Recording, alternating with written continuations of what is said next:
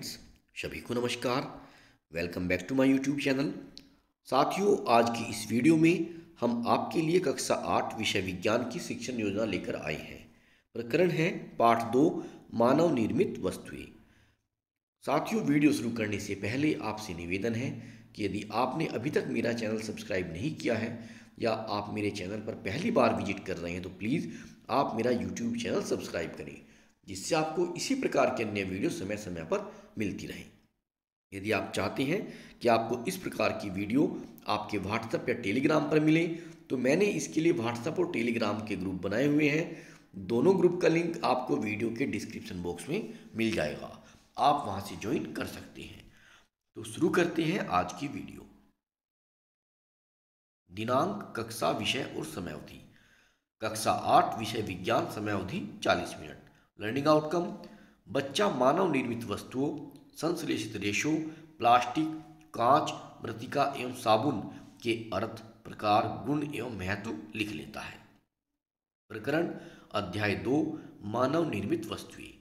शिक्षण सहायक सामग्री: साबुन, डिटर्जेंट, उर्वरक, कांच, सीमेंट का नमूना, रेशे, चार्ट, दीक्षा ऐप वीडियो इत्यादि। सीखने सिखाने की प्रक्रिया: इसमें 4 कॉलम बनाए जाते हैं। पहला कॉलम होता है क्रम संख्या, फिर चरण, समय और आकलन के तरीके। पहला स्टेप: शिक्षण के प्रारंभ में समय 5 मिनट, आकलन के तरीके, बातचीत और प्रश्न उत्तर। शिक्षक बच्चों से मानव निर्मित वस्तुओं एवं प्राकृतिक वस्तुओं के नाम पूछेंगे कि इनको किसने बनाया है। चर्चा को आगे बढ़ाते हुए बताएंगे कि मानव जीवन को सरल बनाने के लिए अनेक प्रकार की वस्तुओं का निर्माण किया। आज हम मानव निर्मित वस्तुएं, विभिन्न प्रकार की वस्तुओं के बारे में जानेंगे।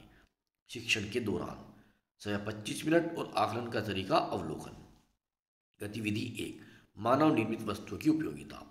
शिक्षक बच्चों के समूह बनाएंगे और इस गतिविधि में बच्चे समूह में कार्य करेंगे। प्रत्येक समूह को अलग अलग विषय पर कार्य दिया जाएगा। कार्य के बिंदु: वस्त्र, भवन निर्माण, घरेलू कार्य, कृषि कार्य, औषधियाँ। बच्चे अपने अपने विषय वस्तुओं की आवश्यकता एवं उपयोग को लिखकर सूची तैयार करेंगे और प्रस्तुतिकरण करेंगे। शिक्षक छूटे हुए बिंदुओं को समाहित करते हुए समेकन को बोर्ड पर लिखेंगे और बच्चों को कॉपी में लिखने को कहेंगे। समेकन इस प्रकार होगा: क्षेत्र, आवश्यकता, उपयोग और निर्माण के सामग्री। वस्त्र के क्षेत्र में आवश्यकता उपयोग: शरीर ढकने के लिए नायलॉन, टेरिलीन के रेशे। इस तरह से हम इसका समीकरण करेंगे। भवन निर्माण के बारे में आवश्यकता उपयोग में रहने के लिए और निर्माण की सामग्री ईंट, सीमेंट, सरिया इत्यादि। तो इस प्रकार से हम समीकरण बच्चों का कराएंगे, आप देख सकते हैं। शिक्षण के अंत में ऊपर दिए गए बिंदुओं पर बच्चों के साथ चर्चा करेंगे। ये दिन पहला था। अब शुरू होता है डे 2। शिक्षण के प्रारंभ में शुरुआत, 5 मिनट का समय और आकलन का तरीका, बातचीत और प्रश्न उत्तर। बच्चों, आप मानव निर्मित तथा प्राकृतिक वस्तुओं के बारे में जान चुके हैं। सभी वस्तुएं कुछ पदार्थों से मिलकर बनी होती हैं। प्रत्येक वस्तु के निर्माण की प्रक्रिया और गुण में अंतर होता है। आज हम प्राकृतिक और मानव निर्मित रेशों के विषय में जानेंगे। दूसरा स्टेप, शिक्षण के दौरान समय 25 मिनट और आकलन का तरीका होगा अवलोकन। प्रयोग नंबर 1, संश्लेषित रेशे। शिक्षक बच्चों के समूह बनाएंगे और बच्चे समूह में कार्य करेंगे। शिक्षक निम्न सारणी को बोर्ड पर बनाएंगे और बच्चों को कॉपी में बनाने को कहेंगे। समूह में बच्चों को कृत्रिम रेशे, रेयॉन, पॉलिस्टर और प्राकृतिक रेशे, सूती से बनी कपड़ों की कतरन देंगे। सारणी के अनुसार कतरन की जांच करके सारणी को पूर्ण करने का निर्देश देंगे। शिक्षक आवश्यकता अनुसार बच्चों की सहायता करेंगे। इस तरह से सारणी बनवाएंगे और बच्चों से इसमें काम कराएंगे। समेकन करेंगे। संश्लेषित रेशे मजबूत, टिकाऊ होने के कारण ये पानी कम सोखते हैं, ये ज्वलनशील भी होते हैं, जबकि सूती रेशे खुरदरे, कमजोर व पानी ज़्यादा सोखते हैं, कम ज्वलनशील होते हैं। प्रयोग नंबर 2, प्लास्टिक। इस प्रयोग से ताप के प्रति प्लास्टिक के गुण का पता चलता है। शिक्षक यह प्रयोग स्वयं करके दिखाएंगे। शिक्षक मेज पर पॉलीथीन, रस्सी का टुकड़ा, पुराना बर्तन, बिजली के स्विच, हेलमेट का शीशा आदि को एकत्र करके रखेंगे।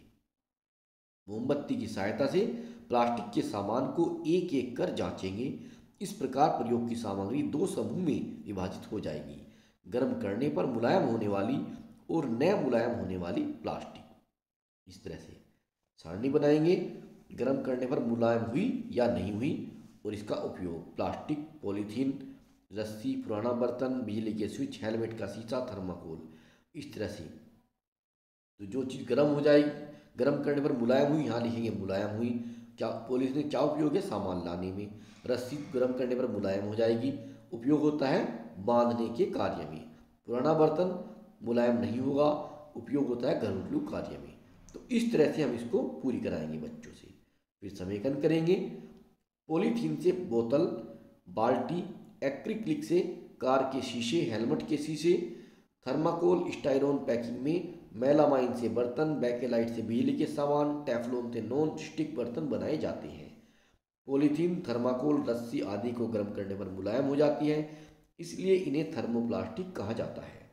और पुराने बर्तन, बिजली के स्विच, हेलमेट का शीशा गर्म करने पर मुलायम नहीं होते हैं, इसीलिए इनको थर्मोसेटिंग प्लास्टिक कहते हैं। डे 3 पहला स्टेप शिक्षण के प्रारंभ में। बच्चों, पिछले प्रकरण में आप प्लास्टिक और कृत्रिम रेशों के गुण से परिचित हो चुके हैं। आज हम कांच, मृतिका और साबुन के बारे में विस्तार से जानेंगे। शिक्षण के दौरान समय 25 मिनट होगा। आकलन का तरीका अवलोकन और प्रयोग के दौरान बच्चों के प्रतिभाग को देखकर। बच्चों, आप जानते हैं कि कांच से बनी हुई अनेक प्रकार की वस्तुओं का प्रयोग हम दैनिक जीवन में करते हैं। यह कांच की वस्तुएं अलग अलग प्रकार के कांच से बनी होती हैं। आज हम एक प्रयोग के द्वारा कांच के प्रकारों को जानेंगे और उनमें पाए जाने वाले अंतर को जानेंगे। प्रयोग नंबर 1, कांच। शिक्षक यह प्रयोग कक्षा में करेंगे। प्रयोग के लिए टूटी हुई कांच की चूड़ी, फ्यूज बल्ब, प्रिज्म, पुराना कांच का चश्मा, मोमबत्ती, माचिस मेज पर रख लेंगे। प्रत्येक वस्तु को मोमबत्ती से गर्म करेंगे। प्राप्त परिणाम को सारणी में लिखते जाएंगे। कांच की वस्तु का नाम, गर्म करने पर परिवर्तन और कांच का प्रकार। कांच की चूड़ी गर्म करने पर मुड़ जाएगी और कांच कैसा होता है? ये मृदु कांच। फ्यूज बल्ब नहीं मुड़ता है तो ये कठोर कांच होगा। पुराने कांच का चश्मा, ये गर्म करने पर नहीं मुड़ता है तो ये कठोर कांच की श्रेणी में आएगा। प्राप्त परिणामों के आधार पर निष्कर्ष को बोर्ड पर लिखेंगे और बच्चों को लिखने को कहेंगे। समेकन। कांच 3 प्रकार की होती है: मृदु कांच, कठोर कांच और फिलेंट कांच। उच्च गुणवत्ता वाली कांच प्रकाशिक यंत्रों जैसे लेंस बनाने में उपयोग की जाती है। मृदु कांच गर्म करने पर मुड़ जाती है और कठोर कांच प्रयोगशाला के उपकरण बनाने में प्रयोग की जाती है। नंबर 1, शिक्षक बच्चों को चीनी मिट्टी और मिट्टी की वस्तुएं दिखाएंगे। वस्तु के निर्माण में प्राय 2 प्रकार की मिट्टी का प्रयोग किया जाता है: कुल्हड़, घड़ा, सुराही, दीपक आदि चिकनी मिट्टी से आग में पकाकर बनाए जाते हैं और चीनी मिट्टी से कप प्लेट, गुलदस्ते, गमले, टॉयलेट की सीट, टाइल्स इत्यादि बनाते हैं।